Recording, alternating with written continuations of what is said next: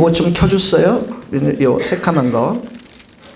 네, 로마서 한번 소리를 한번 들어보셔야 될 텐데 소리가 잘 나는지 한번 확인해 보세요. 로마서 네, 8장 로마서 8장 14절 말씀 스크린 보면서 다 같이 한 목소리로 읽겠습니다. 로마서 8장 14절 시작. 무릇 하나님의 영으로 인도함을 받는 사람은 곧 하나님의 아들이라. 다시 한번 읽겠습니다. 시작. 무릇 하나님의 영으로 인도함을 받는 사람은 곧 하나님의 아들이라. 우리의 신앙생활에 있어서 5가지 중요한 원리 제가 여러분들께 말씀드렸습니다. 말씀이 중요하고요. 십자가 복음, 그 다음에 성령, 그 다음에 은혜와 믿음. 이것이 우리들 삶 가운데 굉장히 중요하다고 여러분 말씀을 드렸는데 여기 스크린을 한번 보시면 우리 다운 형제가 아름다운 집을 한 채 그려왔습니다. 거기에 보면 지금 제가 언급했던 이 장면이 나오고 있는데 한번 보여주시겠어요? 네. 네, 한번 보십시오. 네. 보셨습니까? 이게 주님의 세교인데 여러분들의 모습이기도 합니다. 성경이 있고 맨 아래쪽에 기초에 하나님의 말씀이 있고 그 다음에 십자가의 복음이 있고 성령의 역사가 있고 오직 은혜와 오직 믿음 이렇게 있습니다. 이 5가지 주제가 우리의 마음과 이 교회 안에 가득 있어야 되는데 지금 계속해서 3주째 배우고 있는 게 뭐냐면 성령 하나님이십니다. 성령의 역사. 성령님은 우리들 가운데 2가지로 역사하신다고 그랬죠. 하나는 성령님과 동행을 통해서 우리가 성령의 9가지 열매, 사랑과 일학과 화평과 오래 참음과 자비와 양성과 충성과 온유의 절제를 우리가 열매를 맺게 되고, 그리고 우리의 마음이 변화되고 인격이 변화되고 삶이 변화되고, 또 하나는 뭡니까? 성령의 불을 받아서 능력을 받아서 은사를 받아서 하나님의 나라와 교회를 섬기게 되는 것이죠. 여러분 좋은 사람 만나면 기쁘죠. 식사 같이 하고 밥도 먹고 교제하고 좋은 사람과 함께 여행 가는 건 너무 좋잖아요. 그렇죠? 맛있는 것도 많이 먹고 아름다운 것도 보고 우리가 이렇게 좋은 사람과 만나서 또 밥 먹고 여행 가는 것도 이렇게 좋은데 이 세상에서 우리가 여행할 때 순례의 길을 걸어갈 때 가장 좋은 것은 성령님과 함께 동행하는 것입니다. 믿습니까 여러분? 성령님이 최고입니다. 신약은 성령의 시대인 것입니다. 그래서 이 성령님을 Amplified Bible 성경에는 몇 가지 이렇게 표현하셨죠. 성령님이 우리의 도움자 되신다. Helper. 우리는 시시때때로 도움이 필요해요. Comfort. 위로자가 되시죠. 우리를 위로해 주세요. 염려하지 마. 걱정하지 마. 너 자신 잘 될 거야. 우리에게 변론자가 되시는 분이 성령님이십니다. Advocate. 우리가 죄를 범하고 힘들고 어려울 때 성령님께서 십자가 앞으로 우리를 인도해서 우리를 변론해 주십니다. 우리를 위해서 말할 수 없이 탄식함으로 intercessor 중보하시는 분이 성령님이세요. 또 우리에게 최고의 신적인 지혜를 주시는 분이 성령님이십니다. 성령님은 카운셀러죠. 카운셀러, 원더풀 카운셀러. 그리고 우리가 약할 때, 힘들 때 성령님은 어떻게 해요? strengthener, 우리에게 믿음을 강하게 해주십니다. 하나님을 믿고 나의 도움이 천지를 지으신 하나님께 있음을 믿음이 흔들리지 않도록 우리를 붙잡아 주시는 분이시죠. 그리고 성령님은 우리 마음 가운데 계시기도 하지만 또 stand by, 우리를 위해서 항상 기다리시고 옆에 계시고 이렇게 좋으신 분이 성령님이십니다. 그러므로 우리의 삶 가운데 늘 성령님을 환영하고 성령님과 동행하고 오늘 우리가 읽었지만 성령의 인도하심을 받아서 사는 자들이 누구라고요? 하나님의 아들이라는 거예요. 성령의 인도하심을 받아서 사는 자들. 그래서 우리가 성령님과 동행하며 살아갈 때 오늘 특별히 2가지를 생각하고 싶습니다. 하나는 뭐냐면 성령님과 동행하려면 여러분이 깨끗해져야 돼요. 거룩해져야 된다는 것입니다. 여러분 성령님은 인격을 가지신 분이세요. 감정도 있으시고 감정, 그 다음에 지성, 그 다음에 의지를 가지고 계신 분이십니다. 인격을 가지고 계신 분이세요. 그래서 인격을 가지고 계시기 때문에 우리가 교제할 수 있는 것입니다. 여러분 제가 저 기둥을 보고서 5년 동안 여기서 목회했지만 쟤랑 교제해 본 적이 없어요. 이 책상이 있지만 책상이랑 제가 교제를 해본 적이 없어요, 여러분. 왜 그렇습니까? 인격이 없기 때문에 그렇습니다. 인격이 있다라는 것은 우리가 교제하는 것인데 그 교제 속에서 제일 중요한 게 뭐냐면 존중해 주는 거예요. 사람들 가운데서 우리가 사귈 때 다른 사람들 가운데 어려운 게 뭐냐면 내 자존감을 건드리면, 자존심을 건드리면 어렵습니다, 여러분. 그래서 성령님은 인격을 가지고 계신 분이기 때문에 우리가 그 성령님을 높여드리고 찬양하고 경배하고 감사드리고 그 성령님을 환영하고 가장 우리 마음의 중심에 성령님을 모셔드리고, 이것이 바로 성령님이 인격의 성령님이시기 때문에 우리가 해야 할 일이라는 것이죠. 성령님은 결코 우리에게 강압적으로 이것을 해라 저것을 해라 윽박지르지는 않으십니다.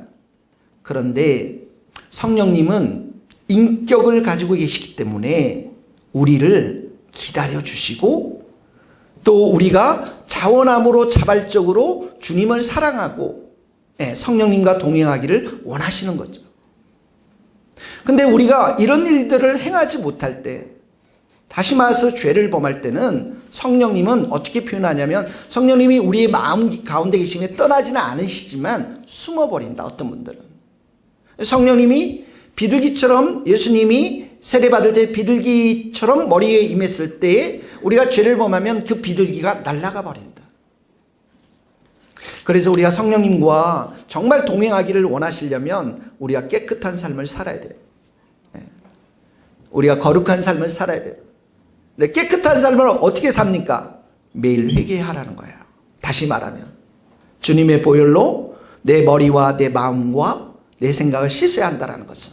그래서 여러분들이 반복적으로 죄를 범하거나 반복적으로 육신으로 살 때 성령님과 동행할 수가 없는 것입니다. 성령님은 그래서 우리가 죄를 범하면 평안을 깨트려 버려요. 우리 안에 평안이 없어요. 영적으로 공고합니다. 근데 우리가 정말 하나님을 기쁘시게 하는 일을 행하면 성령님께서 우리 안에 어떻게 해요? 평안을 주세요. 확신을 주십니다. 오순절 날에 초대교회에 하나님께서 하늘의 문을 활짝 여시고 성도들에게 성령을 부어주셨어요. 그리고 성령을 부어주셔서 가장 먼저 할 일이 뭐냐면 이 성도들을 어디로 데려가냐면 십자가 앞으로 데려갑니다. 우리가 얼마나 저주받아야 될 인생이었는지, 우리가 얼마나 완악한지, 우리가 얼마나 이기적인지, 우리가 얼마나 내 식대로 살려고 하는지 십자가 앞으로 데려갑니다. 그리고 어떻게 합니까? 회개하도록 하는 것이죠. 그리스도께서 우리를 위하여 저주를 받으신 바 대사 율법의 저주에서 우리를 속량하셨으니, 우리는 저주받을 수밖에 없는 인생, 그렇기 때문에 성령과 도저히 동행할 수 없는 사람들인데 십자가 앞에서 보혈로 깨끗이 씻고 저주로부터 벗어나서 속량되어서 완전히 새롭게 되어서 깨끗하게 되어서 이제는 성령님과 동행할 수 있는 사람들이 되었다라는 거예요. 이게 신약이 우리에게 주신 복음인 것입니다. 여러분, 더러운 그릇을 가지고 잔치상에 맛있는 음식을 담는 사람은 없습니다. 더러운 옷을 입고 예식장에 가서 예식에 참여하는 사람들은 없습니다. 깨끗한 그릇이어야 되고 깨끗한 옷을 입고 잔치에 참여하는 것처럼 이 신약의 시대, 예수님 하나님께서 열어놓은 이 축복의 시대 때 성령님이 너무너무 귀하신 분이고 너무너무 우리에게 좋으신 분이기 때문에 예수님의 보혈로 깨끗해야만 성령님과 우리가 동행할 수가 있다라는 것입니다. 성령님은 먼저 우리가 십자가 앞에 가서 우리의 마음을 깨끗해지기를 원해요. 우리가 마음이 깨끗해야 성령님과 동행할 수가 있습니다. 우리들 중에서 가장 부패한 곳이 어디냐면 마음이에요. 이 마음에는 잡초와 엉겅퀴가 자라납니다. 부정적인 마음, 불평하는 마음, 원망하는 마음, 비판하는 마음. 여러분, 마음은 우리 인생을 인도하는 등대와도 같습니다. 그래서 마치 부정한 사람은, 부정한 마음은 부정한 말을 합니다. 부정한 행동을 합니다. 악한 마음은 악한 행동을 하게 되어 있어요. 더러운 마음은 더러운 말들을 하게 있습니다. 그래서 우리가 하는 말, 행동, 이 모든 것은 우리의 마음에서부터 나오는데 이 마음이 심히 부패해 있다라는 거예요. 한번 읽어봅시다. 예레미야 17장 9절의 말씀. 만물보다 시작. 만물보다 거짓되고 심히 부패한 것은 마음이라. 누가 능히 이를 알렴. 우리의 마음이 어떤 일들이 일어나는지 아무도 몰라요. 근데 하나님은 아십니다. 성령님은 아십니다. 그래서 십자가 앞에 가서 어떻게 해요? 그 마음을 깨끗이 씻기를 원하세요. 가장 더러운 곳이기 때문에, 가장 부패한 곳이기 때문에. 그래서 우리 마음 가운데 있는 가시와 엉겅퀴를 주님의 보혈로 깨끗이 씻은 다음에 성령님께서는 함께 동행하면서 어때요? 우리의 마음을 새롭게 하십니다. 우리의 마음을 부정적인 마음에서 긍정적인 마음을 주세요. 의심의 마음에서 두려워하는 마음에서 그 확신과 믿음의 마음으로 바꾸어 주시는 거죠. 우리의 마음을 새롭게 하고 그 마음에 은혜를 주시고 그 마음에 새 능력을 주시고 그 마음을 하나님의 지혜로 충만히 채워주셔서 이 땅 가운데 주님의 자녀로서 당당하게 살아갈 수 있도록 성령님께서 동행하시면서 그 마음을 점점 강하게 새롭게 하시는 거예요. 그래서 여러분, 우리가 정말 성령님과 함께 동행하면 예수님이 하는 일보다 더 큰 일도 우리가 한다라고 말씀하셨어요. 우리가 힘이 있어서 그러나요? 우리가 능력이 있어서 그러나요? 우리가 지혜가 있어서 그러나요? 안 그렇습니다. 그런데 주님의 보혈로 우리의 마음을 씻고 성령님께서 우리들 가운데 기름을 부으시면 우리들을 통해서 하나님은 놀라운 일들을 행하신다라는 것이죠. 같이 읽겠습니다. 요한복음 14장 12절. 내가 진실로 없어요. 한번 따라해 봅시다. 내가 진실로 너희에게 이르노니 나를 믿는 자는 내가 하는 일을 거둬할 것이요 또한 그보다 큰 일도 하리니 이는 내가 아버지께로 감이라. 베드로는 성령의 불을 받고 어떻게 해요? 3,000명을 회개시키잖아요. 5,000명을 회개시키잖아요. 이렇게 큰 일을 하는 거예요. 여러분들 축복합니다. 여러분들의 마음을 주님의 보혈로 깨끗이 씻고 성령의 충만한 은혜가 여러분들 마음 가운데 임할 수 있기를 축복합니다. 성령님과 늘 동행할 수 있기를 축복합니다. 여러분, 사람들은 죄를 말이죠, 늘 살인이나 아니면 간음이나 폭력이나 마약 이런 것들로 생각하고 있는데요, 우리 한국 사람들 중에서 가장 많이 범하는 죄가 있습니다. 그건 뭐냐면 관계 속에서의 죄인데, 관계 속에서의 죄 중에서 가장 많이 범하는 게 뭐냐면 그 사람이 없을 때 그 사람의 이야기를 많이 한다라는 거예요. 근데 그 얘기를 할 때 칭찬과 격려와 좋은 얘기만 해주면 좋겠는데 부정적인 얘기들을 많이 한다라는 거예요. 그래서 제가 결심을 했어요. 나는 그 사람이 없을 때 그 사람 얘기가 나오면 무조건 좋은 얘기만 한다. 칭찬을 한다. 결심한 지 며칠 안 돼요, 여러분. 근데 지난주 이번 주에 한 형제가 또 왔어요. 그래서 와가지고 하는 말이 계속 부정적인 얘기를 하는 거예요. 누구는 어떻고 누구는. 그래서 나는 누구는 좋아. 얘는 게 좋아. 너 왜 좋아? 그랬더니 이 형제가 막 예전 같으면 나도 쿵쿵착을 맞추다가 갑자기 이러니까 말을 못 하더라고요.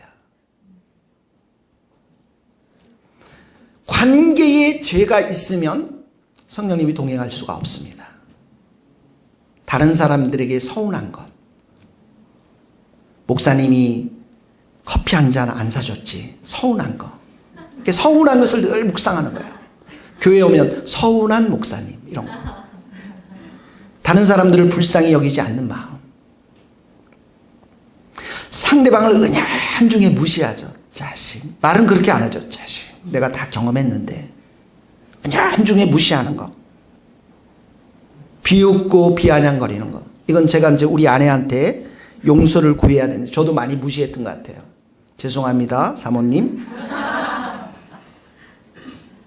다른 사람보다 내가 우월하다고 늘 생각하는 거.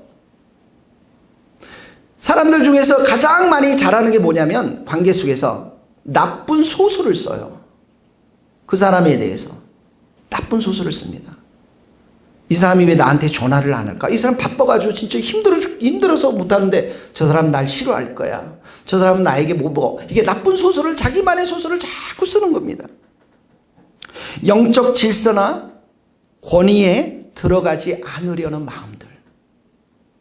이런 모든 관계, 관계 안에서 벌어지고 있는 죄들은 성령님과 동행하기가 참으로 어렵다라는 거예요.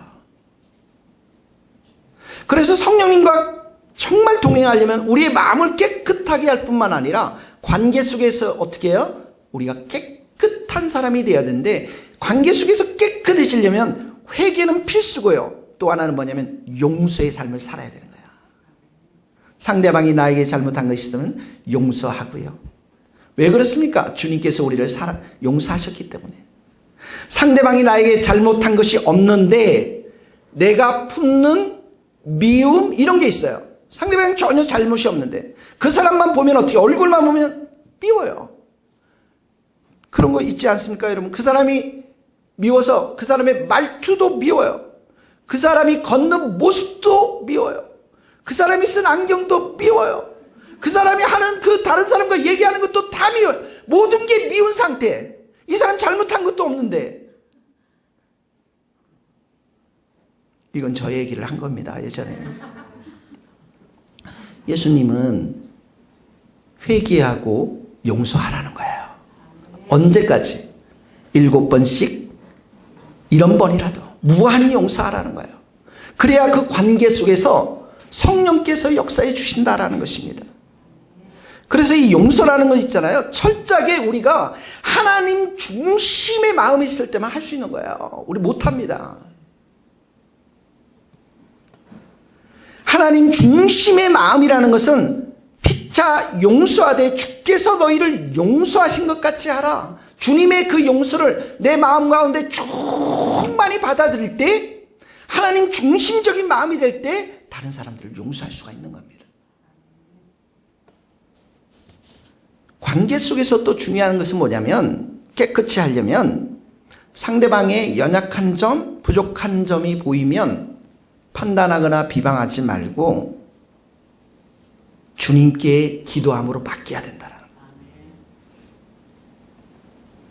주님께 기도하면서 맡긴다라는 것은 그 사람을 존중해 주는 거예요. 그 사람을 향해서 나는 좋은 마음, 귀한 마음을 늘 가지고 신실하게 대해 주는 것입니다.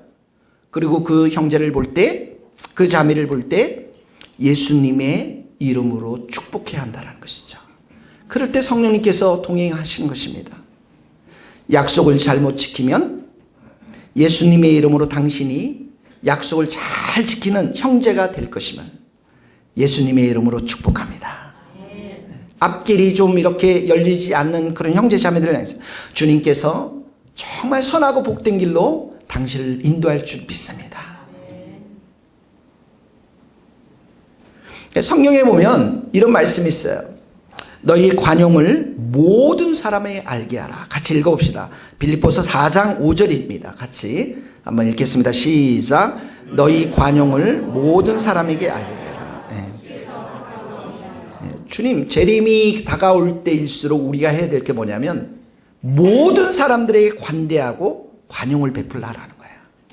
우리 선교단체에서 이렇게 선거를 하잖아요. 투표를 하면, 예를 들면 선배 목사님, A라는 선배 목사님, B라는 선배 목사님 투표를 하면 꼭 B라고 하는 그 선배 목사님이 이기세요, 간사님이. 왜 그런가 했더니 A 간사님은 늘 바른 말만 하세요. 늘 정답만 하세요. 근데 B 간사님은 좀 어리숙하지만 모든 사람들에게 관대해요. 그러니까 투표를 하면 이게 분명히 맞는 말인데 A가 이겨야 되는데 답이 어떻게 해요? B로 다 나와요. 관대하기 때문에. 여러분 여기 관대한다는 말은 크게 두 가지 의미가 있어요. 모든 사람에게 관대하다. 다른 사람들의 허물을 못 본 채 하라는 거예요. 눈 감아주라는 것입니다.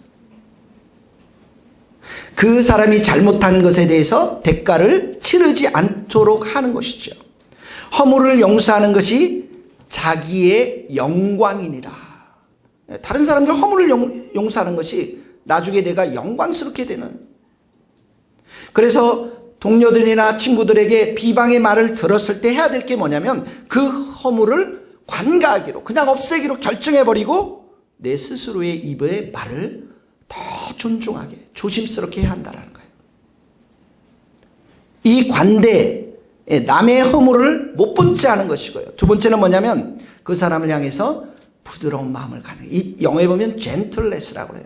영국 사람들 gentleman 이렇게 하잖아요. 아주 신사적인 사람, 부드러운 사람, 겸손한 사람을 말하는 것입니다. 여러분, 겸손한 사람들은 자신을 변호하고자 하는 그 욕심을 내려놓아요. 기꺼이 내가 손해보고 다칠 수 있는 마음을 말하는 것입니다. 자기 방어적인 태도를 취하지 않는 걸 말해요. 예수님이 그러시잖아요. 예수님이 한 번만 스마트폰으로 하늘에 띠리링 울려서 군대 보내주셔서 한마디만 하면 어떻게 해요? 12군단도 더 되는 엄청난 군인들이 올 수 있는데도 예수님은 어떻게 해요? 관대하기로 했어요. 기꺼이 약함을 택하신 거예요. 부드럽고 온유한 심령으로 자기의 이 상황들을 받아들인 것이죠. 이게 관대함이라는 것입니다. 좋은 관계, 타인에 대한 겸손한 마음, 부드러운 마음, 방어적인 태도가 아니라 이런 사람들에게 성령님은 함께 동행해 주신다라는 거예요. 모든 사람들에게 관대할 수 있기를 예수님 이름으로 축복합니다. 내가 지나치게 나를 높이려고 하면, 내가 지나치게 내가 인정받고자 하면 그런 사람들은 성령께서 동행하기가 매우 어렵다고 성경에 나와 있어요. 사울 왕이 그랬잖아요. 스스로 높이기를 원했고 스스로 자랑하기를 원했고 많은 사람들에게 인정받기를 원해서 열심히 뛰었지만 어떻게 해요? 하나님으로부터 버림을 받잖아요. 최후가 비참하잖아요. 근데 다윗은 어떡합니까? 다윗은 늘 그래. I'm nothing. 나는 아무것도 아닙니다.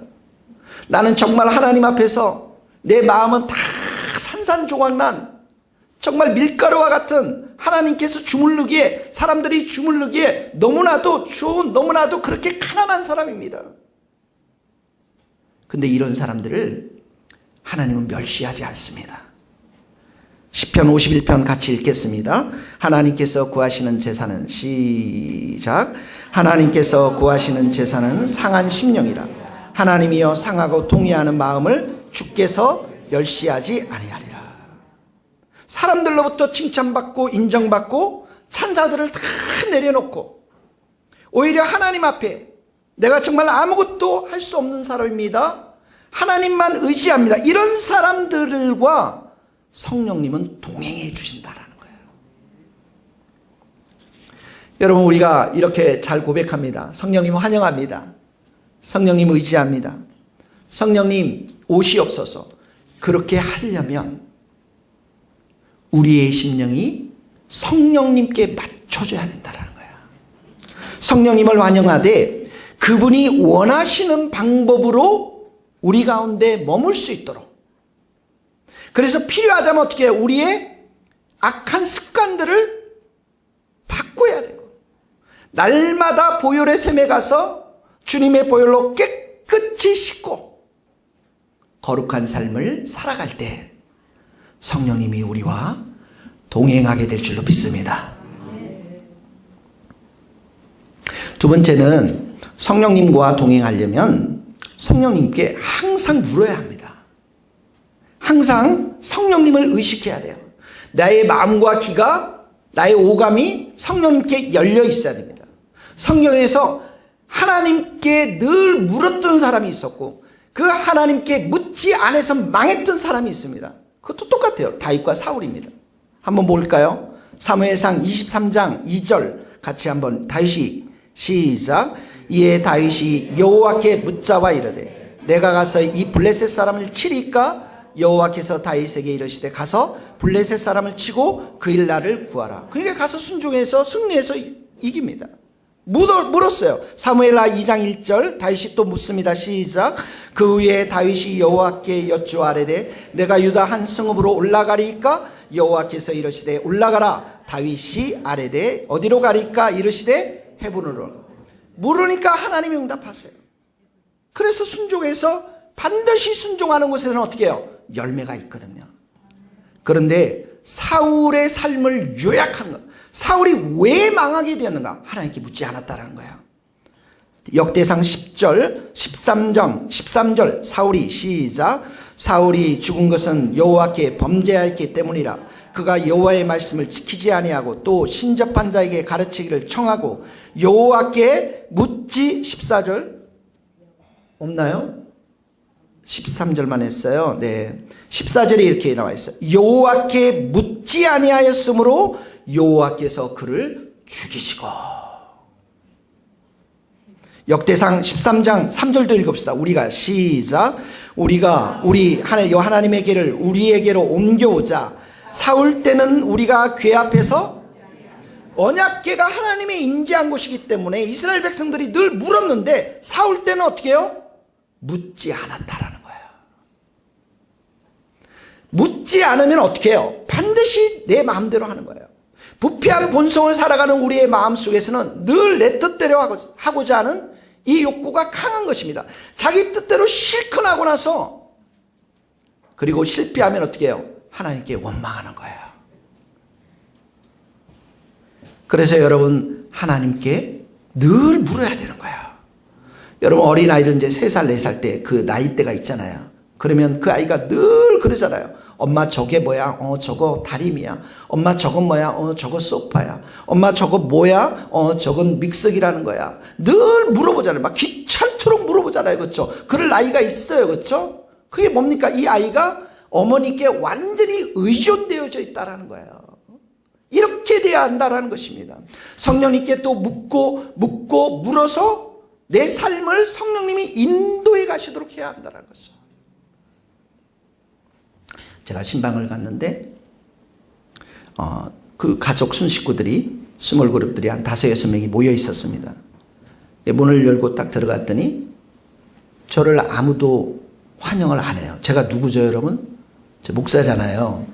예배를 드리러 갔는데 그래서 저기에 집사님 권사님들이 모여서 막 얘기하고 막 떠들고 막 너무 좋아하는 거예요. 그런데 그 저를 신방의 그 집 주인 대신 그 순장님은 그 키친인가요? 그 뭐라고 그러죠? 키친이 뭐죠? 예, 부엌 말고요 좀. 아니 거기에서 이렇게 요리를 하면서 저한테도 눈길을 안 주고 요리만 막 해가지고 그 요리를 해서 그 저분들이랑 같이 먹고 저한테는 눈길을 안 줘서 제가 예배를 못 드리고 교회로 돌아왔어요. 아니 그런 게 있다고 가정을 해보세요 여러분. 그런 건 없죠. 근데 그분들이 주일날 교회에 와가지고 목사님 헬로 목사님 너무 반가워요. 목사님 우리 목사님 너무 좋습니다. 제 마음이 어떻겠어요 여러분? 오늘 대다수의 성도들이 이런 형태로 성령님을 대하고 있다는 거예요. 매일의 삶 가운데 일어나는 수많은 일들은 자기들끼리 그냥 하면서 자기 식대로 하면서 주일날 와서는 성령님 막 손을 들고서 찬양하면서 성령님 목사님 환영합니다. 목사님 기뻐합니다. 이렇다라는 거예요 여러분. 성령님께 내가 묻는다는 의미는 성령님께서 즉각적으로 대답해 주신다는 의미는 아니지만 그럴 수도 있지만 성령님께서 우리들의 질문에 그래도 구체적으로 대답해 주시는 분이시고 선한 길로 인도해 주시기를 기뻐하시는 분이시고 성령님을 더욱 의식하면서 살게 되면 성령님과 결국은 동행하면서 살아가는 삶을 배우기 때문에 우리가 그 삶이 너무나도 중요하다는 거예요. 성령님 내가 이 일을 어떻게 해야 됩니까? 성령님 내가 이 사람을 만나야 됩니까? 성령님 내가 이런 공부해야 됩니까? 끊임없이 물어야 한다는 거예요. 이런 질문할 필요 없어요. 성령님 내가 오늘 금요철에 가야 될 겁니까? 말아야 될 겁니까? 이런 거 질문할 필요 없어요. 가면 돼요 그거는. 성령님 내가 기도해야 됩니까? 말아야 됩니까? 그런 건 질문할 필요 없어요 여러분. 성령님 내가 구제를 해야 됩니까? 말아야 됩니까? 성경에 다 나와 있는 것은 순종하면 되는 거예요.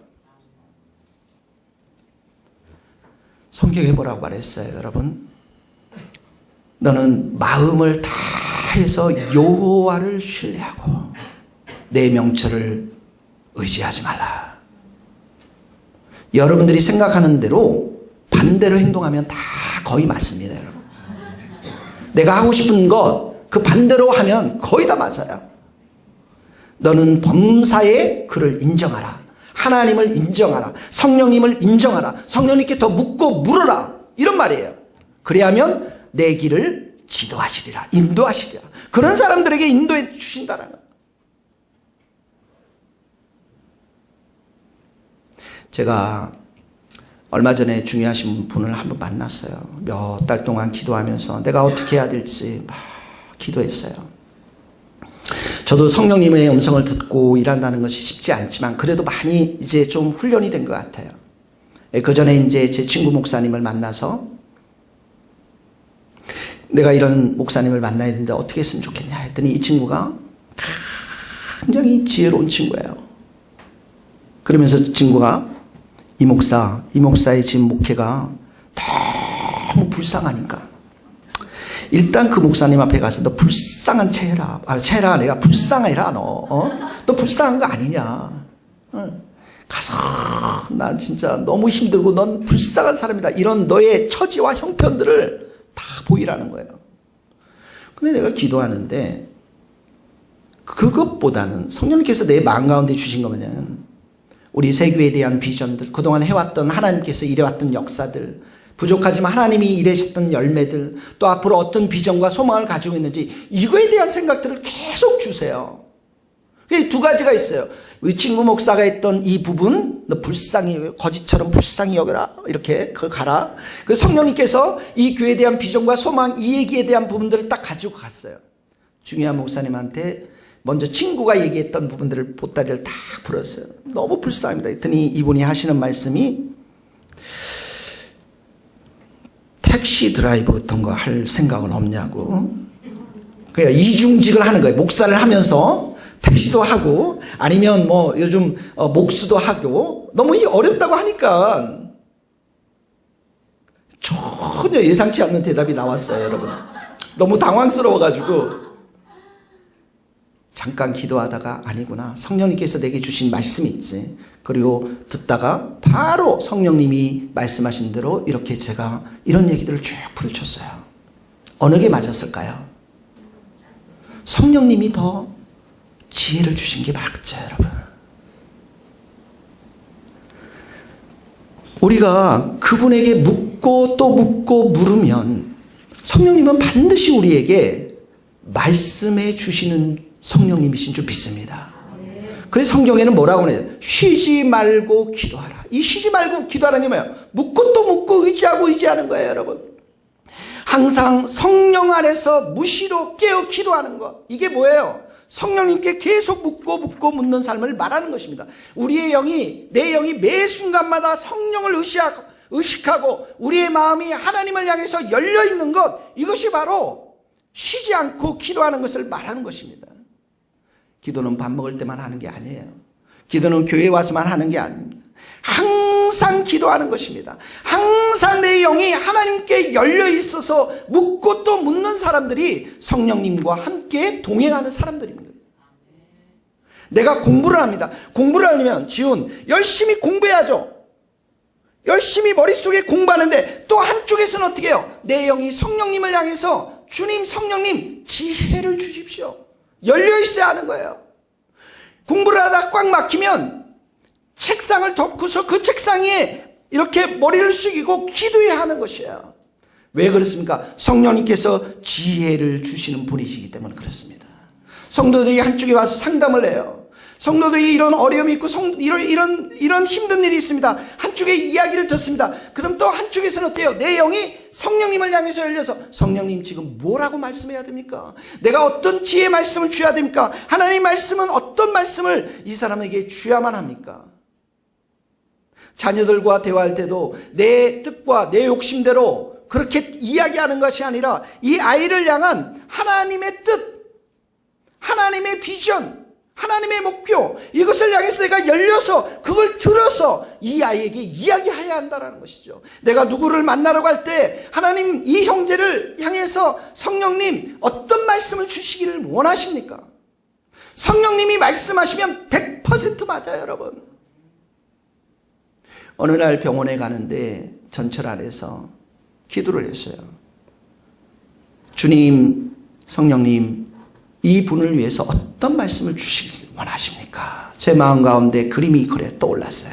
나무가 있는데 많은 열매들이 있었어요.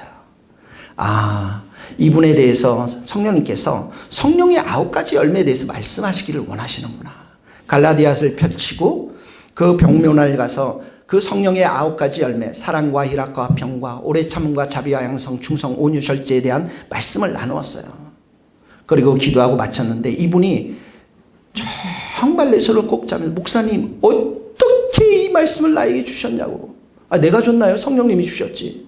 자기가 몇 년 전에 이 말씀을 하나님께서 저에게 주셨는데 성령과 통해서 이런 열매를 맺으라고. 나는 너무나도 잊어버렸던 이 말씀인데 오늘 이 예배를 통해서 주신 이 말씀을 볼 때 다시 한번 진짜 하나님이 이 말씀을 내게 주시는구나 확신했다라는 거예요.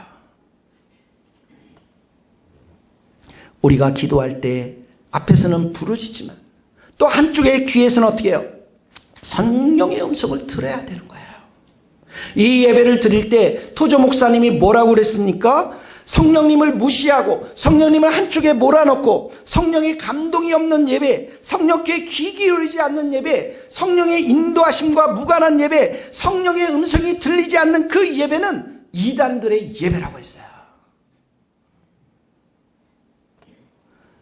우리 예배는 철저하게 성령의 음성을 듣고 성령의 감동하심을 따라서 성령의 인도하심을 따라 드리는 예배가 되어야 될 줄로 믿습니다. 오늘 말씀 정리하겠습니다. 우리의 모든 삶 속에서 우리는 성령님과 동행해야만 합니다.